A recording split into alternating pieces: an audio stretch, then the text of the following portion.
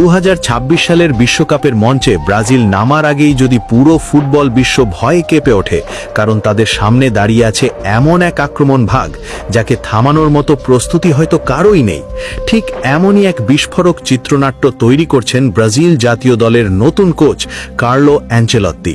বিশ্ব ফুটবলের এই কিংবদন্তি কোচ দায়িত্ব নিয়েই বুঝিয়ে দিয়েছেন তিনি শুধু একটি দল গড়তে আসেননি, তিনি এসেছেন ইতিহাস লিখতে।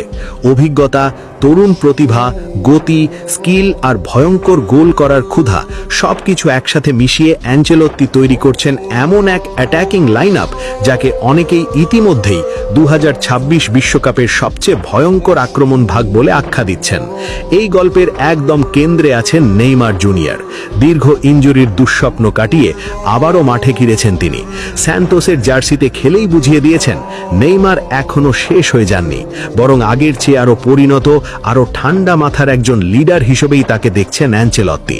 শোনা যাচ্ছে কোচের পুরো মাস্টার প্ল্যানের মাঝখানেই রাখা হয়েছে নেইমারকে। তার অভিজ্ঞতা, ম্যাচের গতি বদলে দেওয়ার ক্ষমতা, চোখ ধাঁধার প্লে মেকিং আর নিখুঁত ফ্রি কিক, এই তিন অস্ত্র দিয়েই নেইমার হতে পারেন ব্রাজিলের আক্রমণের মূল চালিকা শক্তি, সেই মানুষটি যিনি বড় ম্যাচে পার্থক্য গড়ে দেন।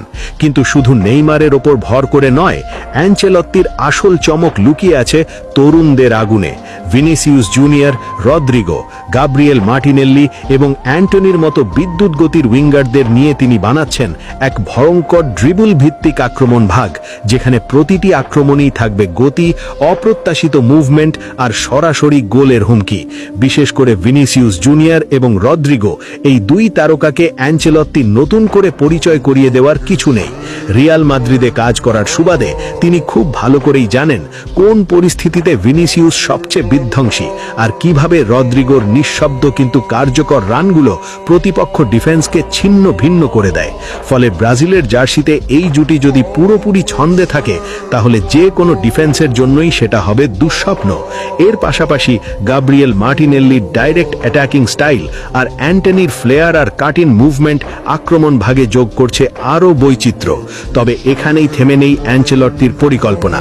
ভিতর রোক, জো গোমেজ কিংবা সবচেয়ে আলোচিত নাম এনরিক, এই তরুণদের নিয়েও চলছে নিরন্তর এক্সপেরিমেন্ট। বিশেষ করে এনরিক, যাকে অনেকেই ভবিষ্যতের রোনাল্ডো বলে ডাকছেন, তার শক্তি, ফিনিশিং আর গোল করার স্বাভাবিক সেন্স কোচকে ভীষণভাবে মুগ্ধ করেছে। অ্যানচেলত্তি নিজেই নাকি বলেছেন ব্রাজিলের ভবিষ্যৎ আর ভবিষ্যতের অপেক্ষায় নেই, সেই ভবিষ্যৎ ইতিমধ্যেই মাঠে নেমে পড়েছে। নেইমারের অভিজ্ঞ নেতৃত্বের পাশে এনরিকের মতো ক্ষুধার্ত তরুণকে ধীরে ধীরে তৈরি করার এই কৌশলই দেখিয়ে দেয় অ্যানচেলত্তি